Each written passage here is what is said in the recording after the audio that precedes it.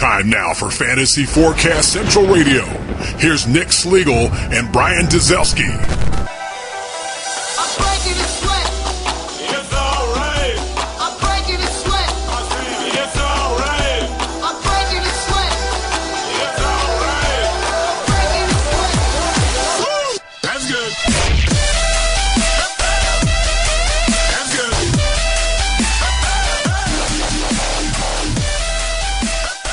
To another edition of Fantasy Forecast Central Radio, coming to you every Tuesday. My name is Nick Slegel, and I'm joined as always by my co-host Brian Dzelski. Brian, how's it going today, man? It's going really well, man. It really is. I'm excited. Week 1 is finally here. Thursday, we kick it off. We have Denver against Baltimore. Fantasy football drafts are wrapping up.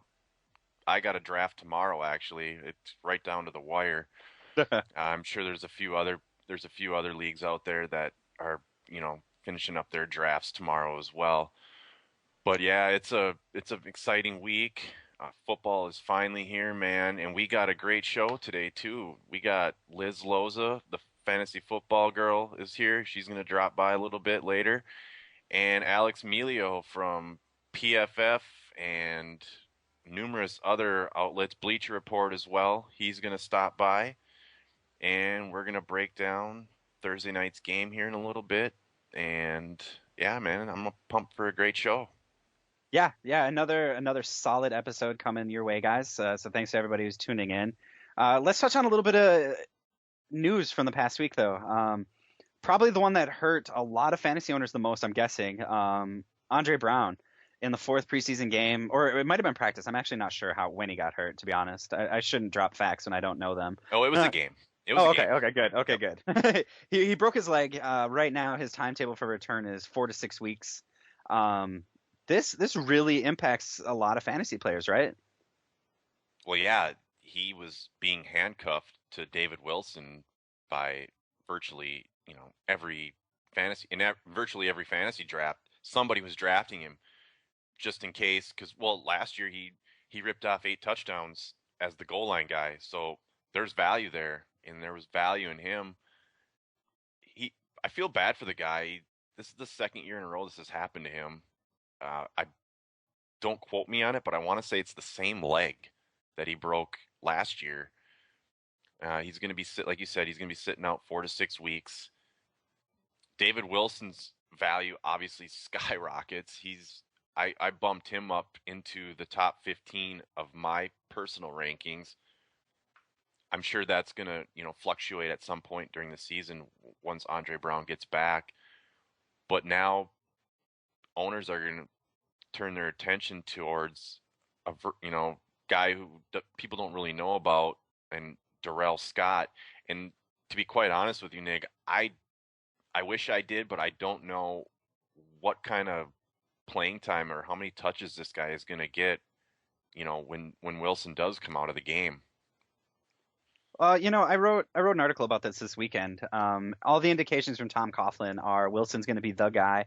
He's going to get the goal line carries. He's going to get the short yardage carries. He's going to be a 3-down workhorse, at least for the first 6 weeks. Because let's be honest, even if Brown is cleared medically in 4 weeks, it's going to take another 1-2 before he's on the field producing, and even then they're probably going to work him in slowly. So we're looking at probably, I'm guessing, week 7, week 8 at the earliest before Brown even comes back and starts to make a significant impact. Until then, you're looking at David Wilson being a surefire running back 1 for those first 8 weeks. And if you look at that first 8 weeks, that's over half of the fantasy season. So that's going to, if he's on your team, you're going to be sitting pretty with those numbers. He's going to get the receptions this year. Like I said, he's going to get those goal line carries, and his touchdown numbers are going to go up. We're looking at a guy that's going to easily get 1,200 yards because he's probably going to eclipse that 300 carry mark this year. So really, any of the other running backs on the roster right now, we're looking at very minimal impact. 1 to 5 carries a game, just spelling Wilson when he needs a breather. I think I've seen Wilson's we knew it was going to happen, but his value skyrocketed immensely. I actually saw him go in the first round of a PPR draft last night, ahead of guys like Alfred Morris, Marshawn Lynch. So it's interesting how crazy people are valuing him right now. There's probably a really good chance people are overvaluing him, but at the same time, all the writing is on the wall that he's going to be a productive, impactful fantasy player for at least half of the fantasy season, if not longer. My only worry is, you're sitting there week 8, week 9, week 10, you're making that playoff push with your fantasy team, and all of a sudden David Wilson isn't worth as much. He's not getting you those points you need. So if you don't have Andre Brown on your roster to handcuff him when he comes back, it could be a problem for fantasy owners as they make that playoff push, and you could see them sort of fall flat if they don't have the running backs to pick up the slack. Yeah, and another thing to consider when being a David Wilson owner is watch out for the turnovers this early on in the season. If he fumbles a couple of times, we all know Tom Coughlin, what his view on fumbling is. It's not a good one. Yeah. Last year he fumbled, or excuse me, he being David Wilson fumbled early on, and Wilson didn't see the field for, man, I don't know how long it was before he saw the field again. If that happens early on in the season, obviously, like you said, he's going to get all the goal line touches. He's going to be the guy. When Andre Brown comes back, that is going to get, cut significantly. So I really feel for David Wilson to keep his value where it is now. And it's even going to drop a little bit when Brown does come back, because Brown is going to get inserted as the goal line guy.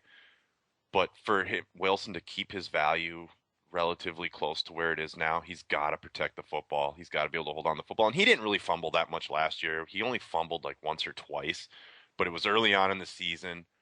He's a rookie. He's trying to make an impression on the coaching staff and the rest of his team, on the rest of his teammates. And, it kind of bit him in the ass, so to speak. And he didn't see any playing time because of it for quite a while. And that's why we didn't see him necessarily, break out until towards the end of the year. He had a couple of nice games where he had some long runs and whatnot. But, the fumbling, if that were to happen this year, that'd be a big indicator of where his value is going to be once Andre Brown gets back into the fold. Yeah, and I did 2 drafts yesterday. I have a couple today and one on Wednesday.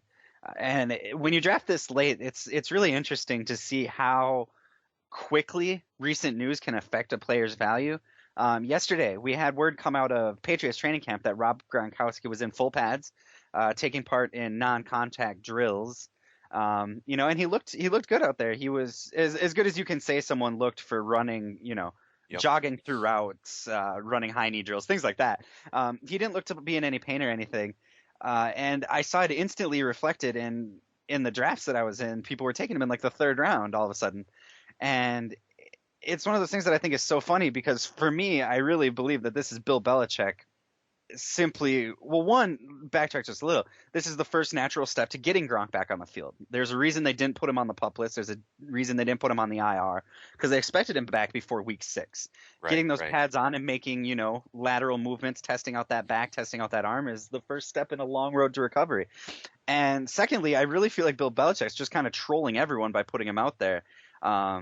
If people think he's on the field, it's basically going to make defensive coordinators have to do extra homework and worry like, oh crap, is Gronk going to play this week? Do we have to plan against him? And they might end up missing out on someone else. So I don't know about you, but for me, Gronk isn't going to play week 1. He might not even play week 2. This more than anything was a strategic move by Bill Belichick, and people kind of need to take it with a grain of salt. Was that your thinking, or are you along the lines thinking he's actually going to come back? I don't think he's playing week 1. I'm right with you. I don't think he's going to play week 2. I think all this was like you said, Gronk's first step in getting back onto the field and playing. He's got to get in. He's got to be in pads, right? He's got to put the pads on. He's got to practice. He's got to do that eventually. And I think this is just the right time in his progression to get back on the field.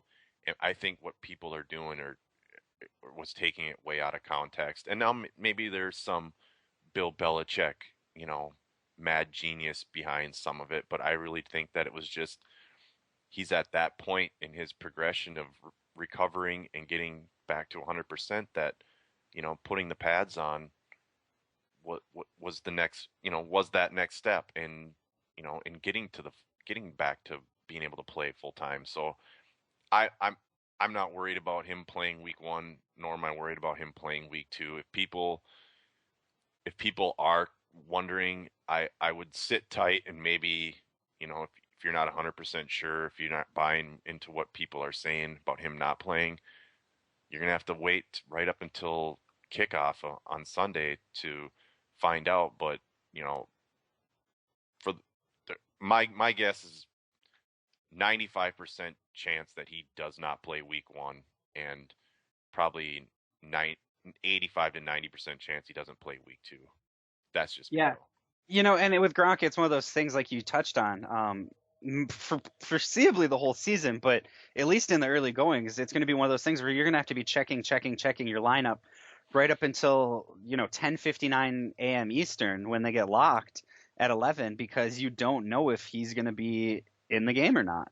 And that's kind of a pain in the ass, to be honest, to worry about. But at the same time with Gronk, and I've said this a million times, he only played 12 games last year and was a top 3 fantasy tight end. As long as he's on the field for 10 to 12 games, you're literally going to have one of, if not the best fantasy tight end in the game this year. So if it's all about value-based drafting, though. If you can get him at a solid spot, the 4th round, that's where I'm targeting him, 4th, 5th round. I'm not targeting him, but if he's there, I'm going to consider it. And then get another tight end that you can start for the first few weeks.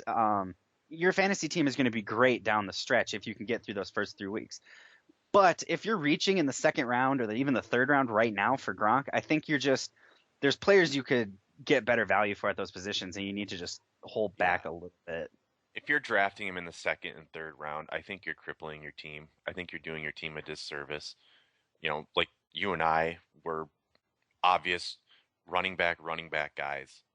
There may be a situation if in the early 2nd round, if Calvin Johnson happens to slip, that one of us would, I would definitely consider it, and I might even do it.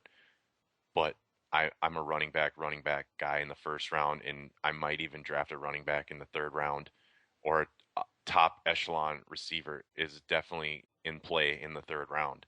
So a guy like Gronk, who's obviously he puts up wide receiver 1 type numbers when he does play. So people are looking at it in that fashion, but when he's going to miss some games, there's better value in him in like the 4th or even the 5th rounds, and I've seen him go in the 4th and 5th round. So he has fallen to there. So guys who want to draft him, play it coy. You don't need to reach into the 2nd and 3rd round to get him, because he could be there in the 4th round. And if he isn't, don't be upset about it. You can get another fantastic tight end for great value in the later rounds. The Jordan Camerons, the Zach Sudfelds of the world, and Fred Davis as well. So there's names out there that you can plug in place of Gronk. But if he's there in the 3rd and 4th round, by all means, pull the trigger on him. Yeah, and I see that's my thing too. In the 2nd, anywhere in the 2nd, even early 3rd, late 3rd, maybe even. You're going to get great tight end numbers from Gronk, but look at the wide receivers you're passing up there. There's a chance absolutely you're going to land someone, maybe if you're lucky, a Demaryius Thomas, but more likely like a Reggie Wayne, Pierre Garçon, Victor Cruz. You're getting top-end wide receivers for standard and PPR that are going to put up those numbers throughout the season. Why not grab one of those? And like you said, grab one of those dependable tight ends a little later. It's just you really have to look at what sort of value you're getting and what sort of impact they're going to make. Yeah, absolutely. And not to change the subject completely, but did you hear the other news out of New England just the other day? LeGarrette Blount is going to be returning kicks. Absolutely. A 250-pound man is going to be returning kicks for the New England Patriots. Hey, it worked at Oregon once upon a time. LeBlunt's a stud. I've always been a fan of his, being an Oregon dude. He never really got a fair shake in the NFL. He was a 1,000-yard rusher, big impact player, just a bruiser for the Tampa Bay in 2011, and then they brought in Doug Martin, and he just fell off. So Leon Washington was a great kick returner, a running back that was a better returner than a running back. I think Blount could do some damage. I mean, let's look at that run from this preseason where he avoided all 11 guys all the way to the end zone.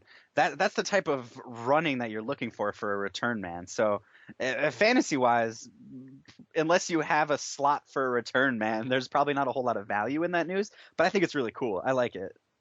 Yeah, I brought it up just because I was shocked because you don't normally see return men be somebody of that size in the 230 to 240, and when he was at Tampa Bay, and maybe he's slimmed down now, but maybe at Tampa Bay he was pressing 250 at when he was running the ball full time for them. So yeah, it's interesting and it's kind of cool.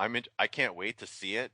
I want to see people try to tackle him when he's got 20 yards to build up momentum and speed, and it might be like the old Tecmo Bowl days when people are just bouncing off of guys like they're pinballs.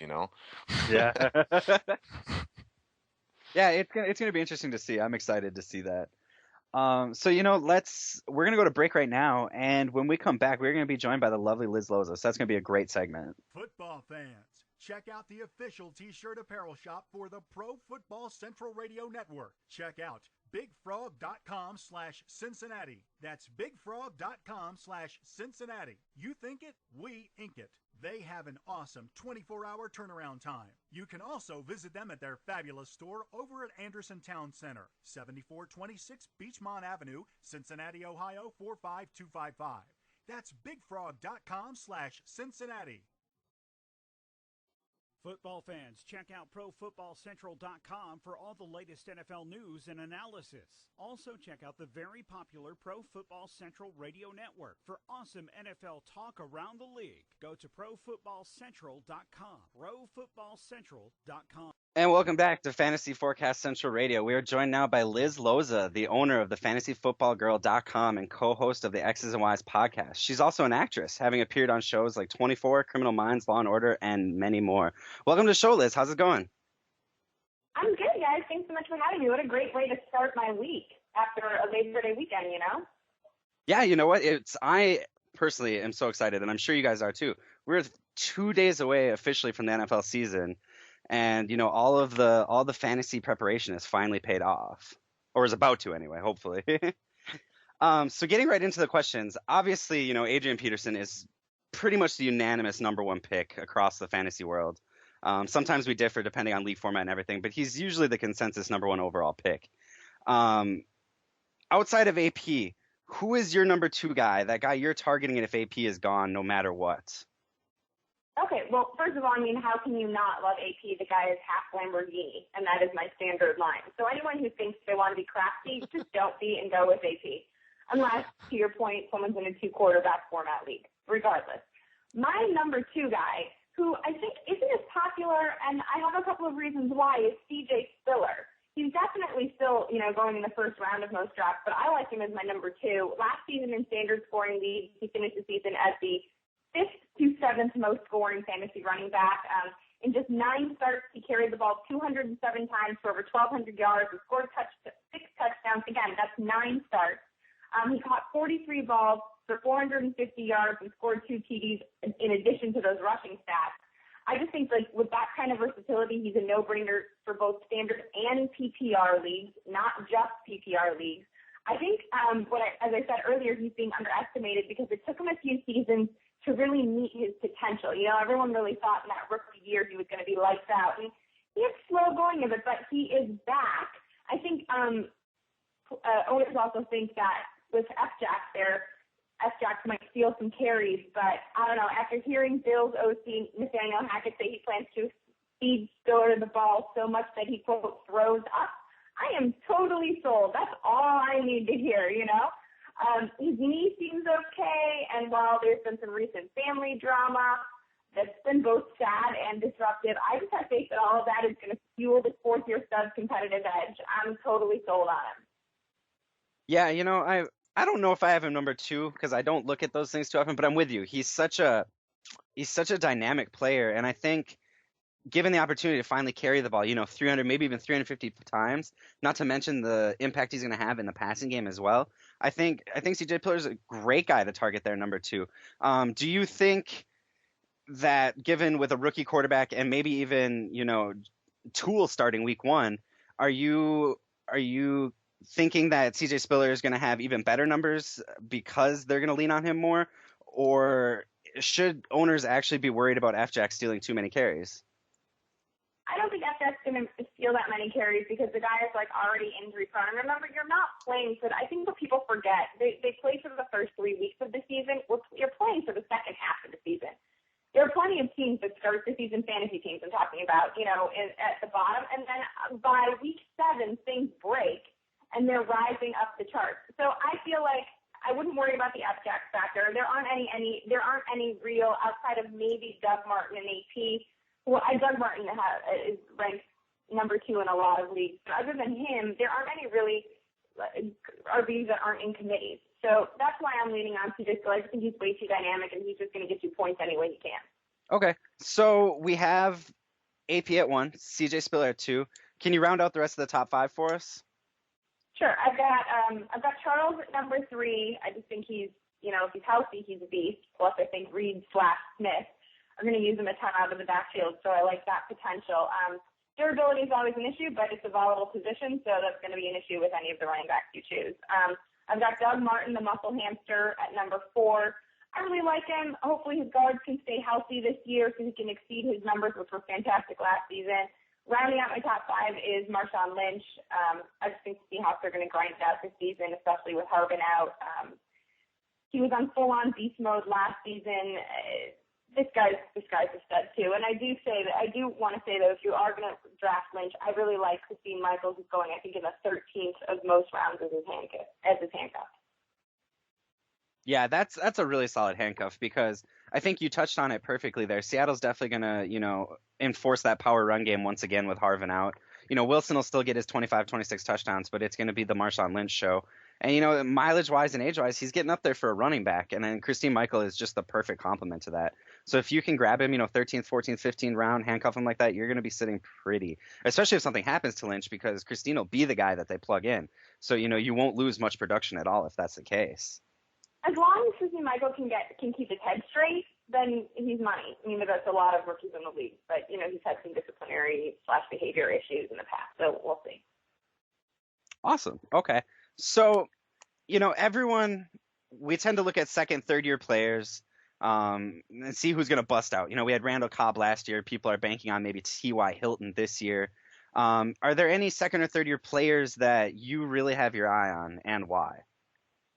Well, you mentioned T.Y. Hilton. A lot of people are talking about him. People are also talking about Michael Floyd, Josh Gordon. And I like those guys, but, given Brian's Chicago connection, and as a Bears fan myself, I thought I had to mention Alshon Jeffrey. There's no two ways about it. During the preseason, he played the entire first half of week 3. Much talked about draft rehearsal versus the Raiders. Now, again, it was versus the Raiders, so the sample size is a little bit, skewed to the Bears' favor, but he was still targeted 8 times by Cutler. He caught 7 of those passes for 77 yards.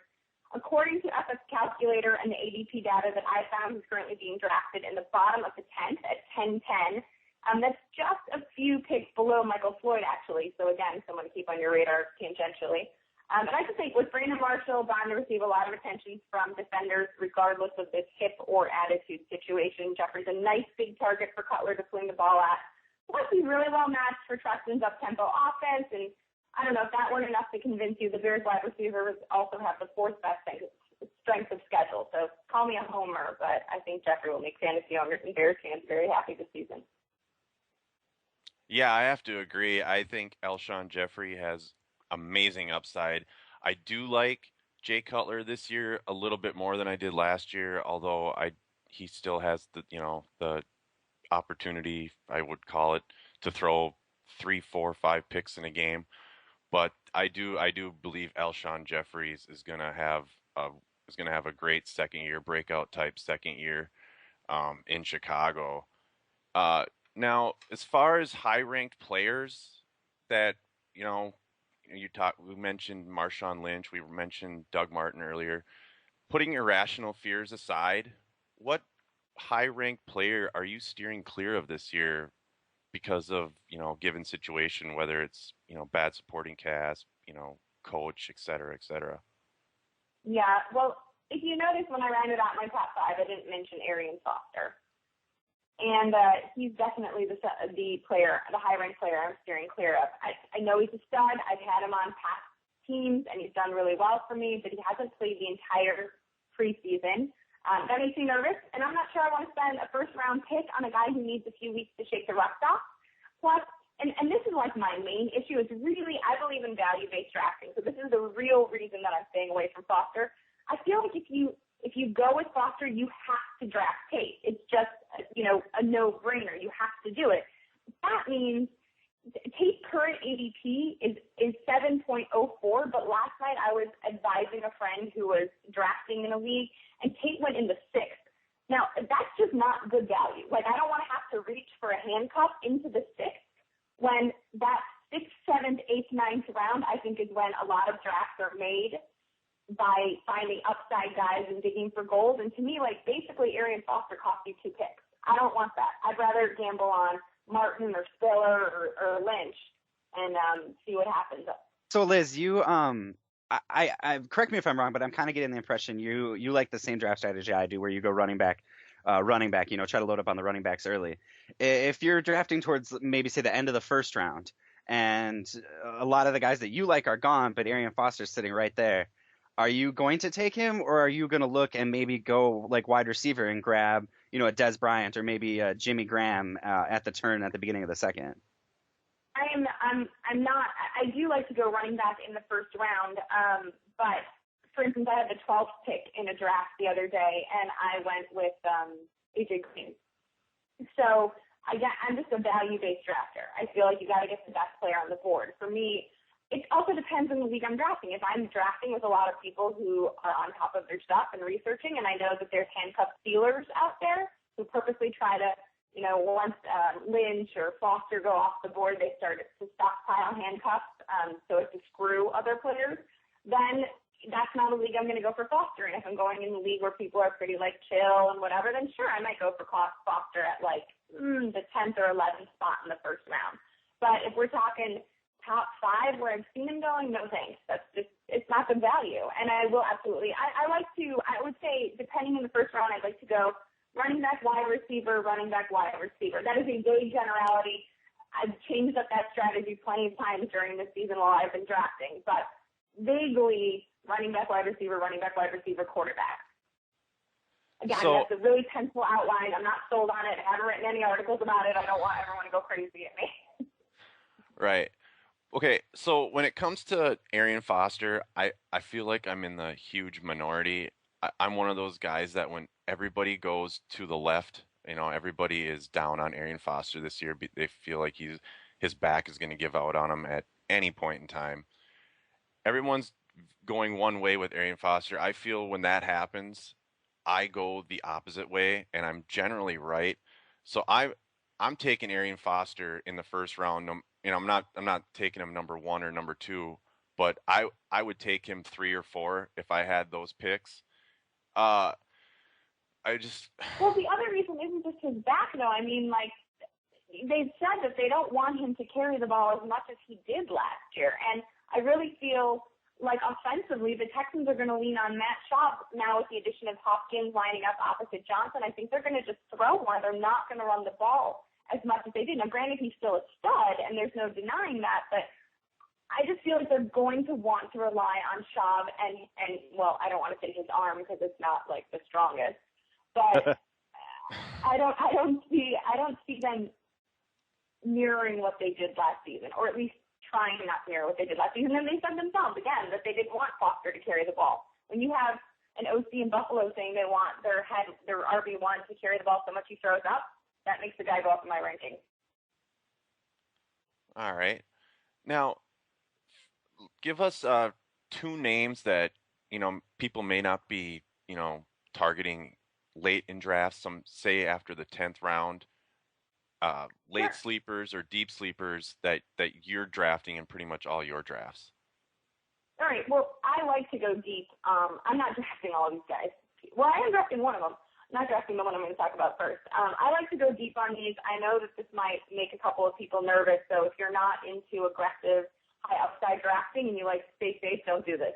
But I do think that Kendall Hunter is someone to maybe not draft because he's going undrafted in a lot of leagues, but definitely keep an eye on him. Though if you are a Gore owner, I definitely handcuff him. I talked about him on the X and Y's podcast last week. I just feel really strongly, and since his ADP is holding steady at 1310, I have to mention Kendall Hunter again. That torn Achilles ended his season in 2012. However, this year he looks to be back. He's emerged as the 49ers number 2 behind Frank Gore. Things were murky for a bit, but he's the guy. And frankly, the inconvenient truth about the inconvenient truth is that he's getting older and he's bound to break down eventually. It's not going to happen necessarily this season, but I do think that as the 49ers season drags on and they start making that playoff run, they are going to want to rest their studs back more and more, which of course would mean production for Hunter in the weeks that matter most to fantasy football teams. I like him. I think he's back. Again, if he can stay healthy, but you're going to say that after every running back's name, he's a great handcuff and a deep sleeper. The other guy that I like that I am drafting because I feel like tight end is so deep is Fred Davis. Again, Achilles injury ended his season last year. He's being selected in the 12th round, end of the 12th round in most fantasy drafts. Now, granted, like I said, tight end's deep, but I think with rookie Jordan Cameron going in the 8th and the ever will he, won't he tight end Jared Cook going in the 9th, I'd rather wait and gamble on the 6-year vet. Davis scored a touchdown in week 1 with Cousins under center, but of course we haven't seen him on the field with RG3 since I think week 7 of 2012. Personally, and this is, if we want to talk, if this was Redskins tonight, then we could talk about this forever, but I just feel like defenses are going to be better able to zone in and zero in on RG3 this season. I think that's going to affect his mobility and runability and force him to dink and duck in the middle a lot more, so I think all of that is going to update his production. He is, again, by no means a safe bet, but I like his odds, and he's, because I like value, a great value. Yeah, I couldn't agree more. Definitely a great value there. Going back to Kendall Hunter for just a second, are you more sold now on Kendall Hunter that we know LaMichael James is going to be hampered by injury and out for a while, or were you? Okay, cool. I just want to make sure because I was actually on the LaMichael James hype train for quite some time, and then when I saw him not get used the best in the preseason, then get injured, I jumped ship to the Hunter train pretty quickly. Yeah, well, I mean, for dynasty plays. As a side note, I love Lattimore. I wrote an article about that in May. I think he is the long-term option. But for redraft, the one and done league, Kendall Hunter's your guy. Awesome. Well, thank you so much for coming on and the wonderful insight, Liz. It was great to have you. Do you want to take a second and tell everyone where they can find you on Twitter, find your work on the internet, everything like that? Sure, absolutely. Well, as the guys mentioned, you can find my blog. It's thefantasyfootballgirl.com. I just posted an entry yesterday that y'all can read. I every year write up one of my fantasy drafts, and I do it to rhyme, so it's a little rhyming poem, but you also get to see how I drafted a league. And drafted in a league. So again, that's thefantasyfootballgirl.com. You can also follow me on Twitter @VSFgirl, and I have a podcast, as the guys mentioned, called the X's and Y's Podcast, his and hers Guide to Fantasy Football. We record every Wednesday. I'm going to have you guys on the show some week, and that's pretty much all the places you can find me. Awesome. Well, thank you so much for coming on, Liz, and hopefully we can get you on again sometime during the season. Sounds good, guys. You have a great week. Draft well, and happy football. Take care, Liz. Football fans, check out the official T-shirt apparel shop for the Pro Football Central Radio Network. Check out bigfrog.com/Cincinnati. That's bigfrog.com/Cincinnati. You think it, we ink it. They have an awesome 24-hour turnaround time. You can also visit them at their fabulous store over at Anderson Town Center, 7426 Beachmont Avenue, Cincinnati, Ohio 45255. That's bigfrog.com/Cincinnati. And welcome back to Fantasy Forecast Central Radio. So it's here, Brian. It's time. There's finally football just 2 days away. First game of the season, Thursday Night Football, Ravens at the Broncos. There's a lot of big names in this game, but I think for me personally, I think fantasy-wise, the biggest matchup I'm watching is obviously Peyton Manning versus Flacco. What about you? Well, yeah, that's going to be the marquee matchup. It's going to be the rematch of the AFC Championship game from last year. You got Peyton Manning, who his history is well chronicled. Probably one of the top 3 or 4 best quarterbacks of all time. His playoff history is also well chronicled. He hasn't fared well, although he does have a Super Bowl to his credit. Then you have Joe Flacco, who is coming off a Super Bowl championship of his own, and has what people might call one of the most amazing Hail Mary passes and game-winning touchdowns of the history of the league. And in some people's opinion, I still can't believe how that play actually developed, but I think that's we completely blame Raheem Morris for that play happening. If he yeah, didn't blow coverage so badly, that wouldn't have gone that way. right. It was just the way where they were on the field, the way it developed at that time of the game. I mean, that's a different subject altogether, but I think we're getting off topic. But yeah, anyway. Yeah, I'm looking at Peyton Manning, and I'm thinking Peyton Manning's going to come out and do what Peyton Manning does, and that's drill all of his big name receivers, Demaryius Thomas, Eric Decker, and of course the new addition of Wes Welker. Flacco, on the other hand, he doesn't have Anquan Bolden anymore. He will not have Dennis Pitta to start. Well, he won't have Dennis Pitta for the season, period. It does look like Ed Dixon's going to be in line to start this week. He has practiced the last week or so, and apparently he's up to full speed. So they're saying he's, if not 100%, he's close to 100%. So that does help Flacco. And then they'll have Dallas Clark coming in, and doing 2 tight end sets, probably on third down, passing down situations. I do like Torrey Smith this year. I think Flacco and Smith have a good chemistry. So I think Torrey Smith is going to get his this year. I just worry a little bit about Jacoby Jones. I think Jacoby Jones is more of a slot type guy, and he can stretch the field just like Torrey Smith can. But I believe he works better on the inside, and although they're going to have Stokely on the inside. What do you see? Do you think Jacoby Jones can be a number 2 guy? I think the jury's still out on that one. They're going to try him. They're going to try Tandon Doss. They're going to try a number of guys to just try to make this work. And I think for me, that's going to be the big X factor, not only for this game, but for the whole season, really. You look at offensive weapons surrounding these 2 quarterbacks. Manning's the clear winner. You can say Ray Rice is one of the best running backs in the game right now, which is true, and Bernard Pierce is good. But Manning's got a stable of 4 to 5 running backs that are probably going to see the field at some point. 3 of the best receivers in the league, and Julius Thomas, who I've been pretty high on all preseason, who's going to, officially been named tight end.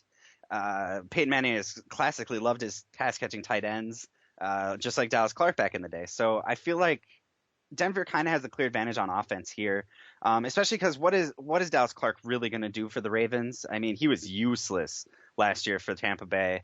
And Brandon Stokely, I feel like the Ravens are trying to reproduce the, early 2000s Colts teams. So for me, I think the big X factor, the big difference maker for this game specifically is going to be who has the better defense. You have with Denver, you have Champ Bailey hurting, you have Von Miller suspended, you have what's his name? The guy they lost because of the whole contract fax machine thing. Oh, Dumerville going to the Ravens. So now you have the Ravens picking up Dumerville, but losing people like Paul Kruger, Donnell Ellerbe, obviously Ray Lewis. The list goes on and on. Great players that they lost this year. Which defense do you think is going to step it up better? Well, you hit the nail on the head for me. The X factor in this game for me is the defensive ends. For the Denver Broncos, you got Derek Wolfe and Robert Ayers replacing Von Miller and Elvis Dumerville. Can those guys get to the quarterback? Can they put pressure on Joe Flacco? If they can put pressure on Flacco, I like Denver to win this game. I just don't know if they can get to the quarterback consistently, and disrupt his timing, disrupt his passing routes, that sort of thing. If they can do that and help out the secondary a little bit, because like you said, Champ Bailey, is hurting right now. If they can get to Flacco, I think Denver's going to win this game, and I think they're going to win this game handily. And last year, Baltimore, even though they did have Ed Reed and they did have Ray Lewis, that defense wasn't all that great. I believe their defense was more hyped behind the names that they had on that team. I mean, you look at the end of last season, and their run defense was basically garbage. They finished, I think I want to say it was like 25th or 26th in the entire league in run defense. They had Ed Reed that could, pick off any pass that was thrown, anywhere near his direction. So he was, he's a ball hawking guy that they miss. And, they replaced him with, I can't remember his name off the top of my head. I'm struggling today's show, but they replaced him with Michael Huff. That's who it was, Michael Huff. And Michael Huff has 11 career interceptions, where Ed Reed was averaging, 7 interceptions a year, and he has 11 returns for touchdowns. So they're definitely losing something in the turnover game. And I think, like I said before, if those two defensive ends for the Broncos, if they can get to the quarterback, I think it's going to be a long day for the Baltimore Ravens. Yeah, I'm with you there. So I think we're on the same page. We're both picking the Broncos to win this one. Yeah, I'm picking the Broncos.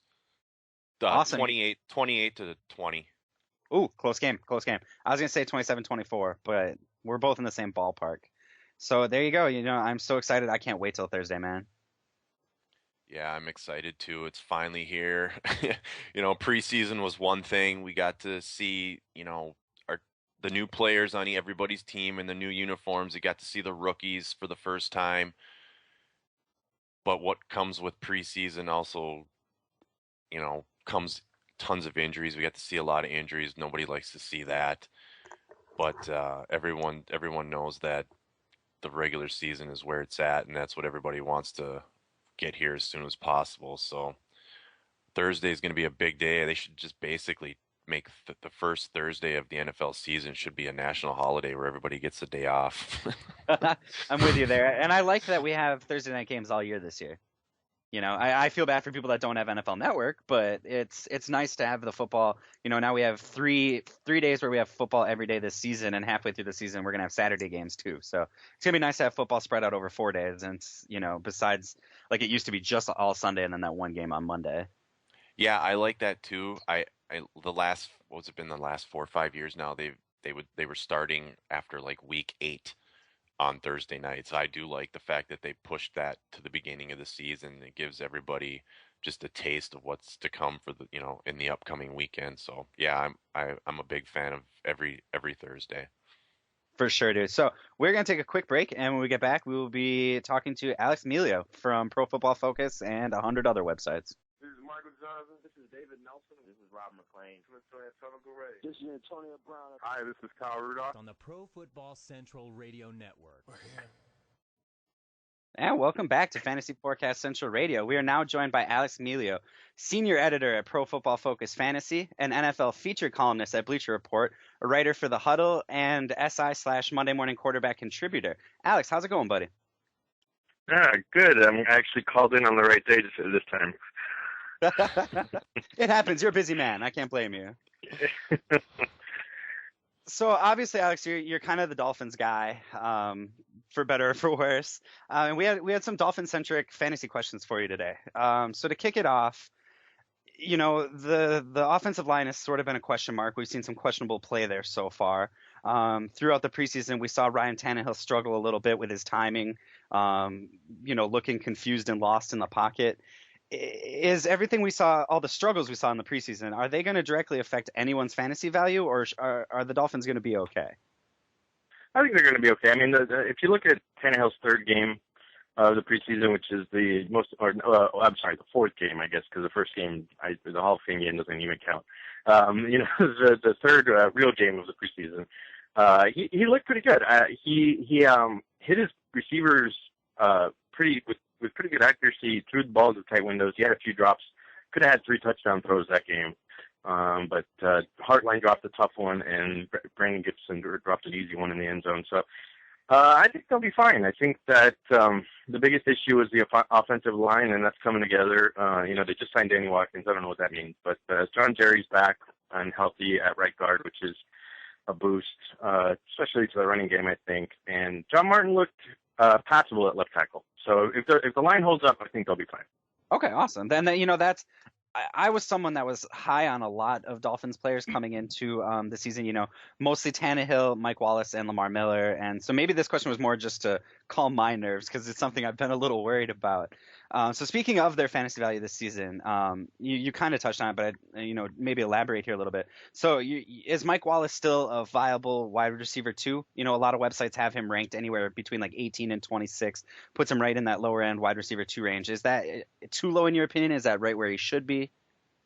I like him as a wide receiver 2. I have him as a solid receiver 2 in my rankings going into the season. And, I think that Wallace showed that he's not just, running deep routes. I think that that's kind of been his, well,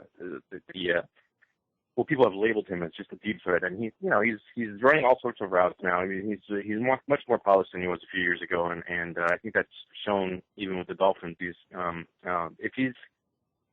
issue is he's going to score touchdowns. I mean, he scored 8 times as many touchdowns as any other receiver for the Dolphins last year, and if he can get that up to that, 7 or 8 touchdowns on the season, and probably eclipse 1,000 yards like Hartline did last year, that's solid wide receiver 2 territory right there. All right, Alex, let's talk running back situation here. This year, Lamar Miller's been a hot topic. He's been the sexy,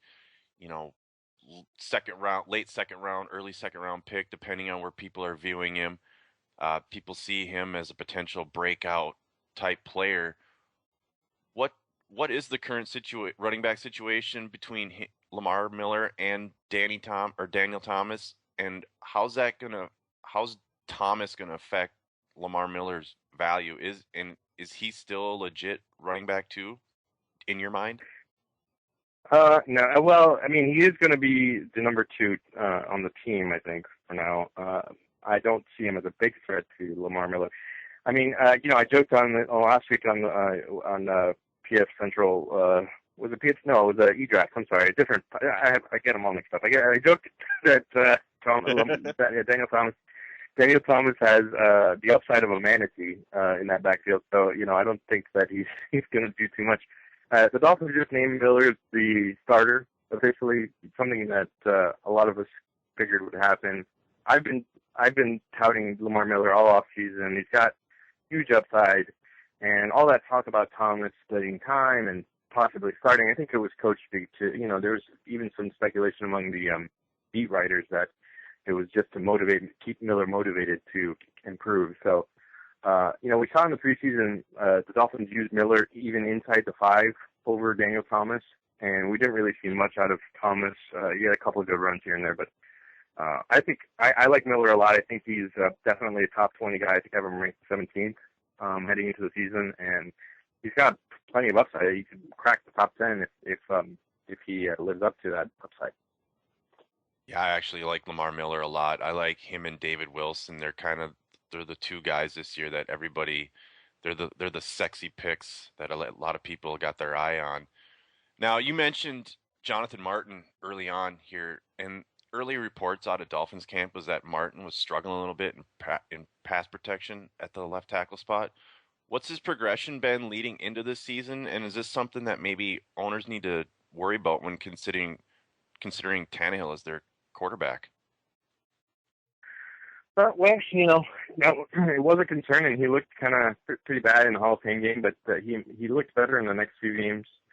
At one point, it was kind of a shock that Pro Football Focus had him ranked as the second best offensive tackle in the preseason. The top left tackle, I believe. I think after the 3rd game, but that was without having to face premier pass rushers. So we'll see how he does against the likes of like Chandler Jones and such. I think that if he improves and he's, like I said, passable at left tackle, he doesn't, have to be Joe Thomas or Jake Long. But if he can keep Tannehill relatively clean, not have too many QB pressures from the left side, I think he'll be fine. I think that, I was a little higher on Martin coming out of college than a lot of people, but I'm not a scout, so, my word doesn't really mean much. But, I thought that I was a little surprised when he fell out of the first round. And then, I always knew that he was a finesse left tackle, and that's proven to be the case. But if he gets stronger, and he looks like he has, I think he'll be okay. Now, how's Tyson Clabo been doing so far leading into the season as the new addition over there at right tackle?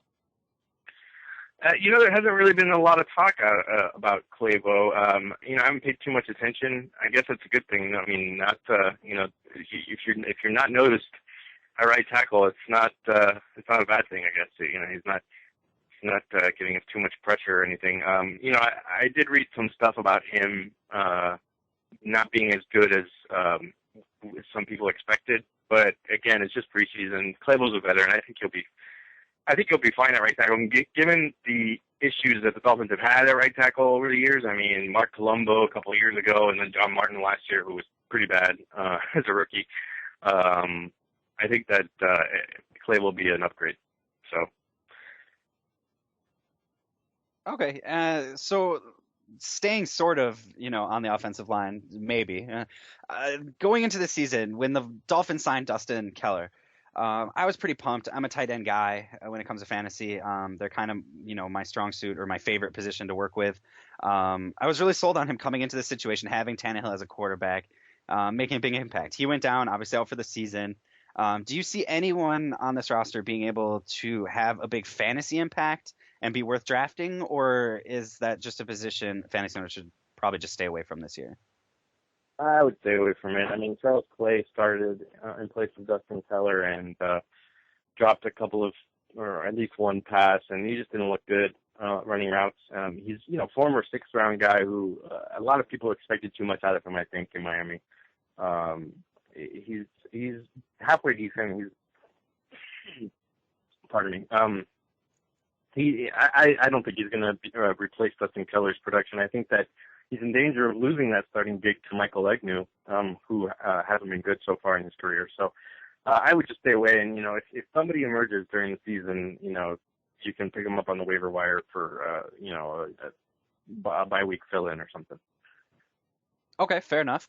And last question here, Mike Gillislee.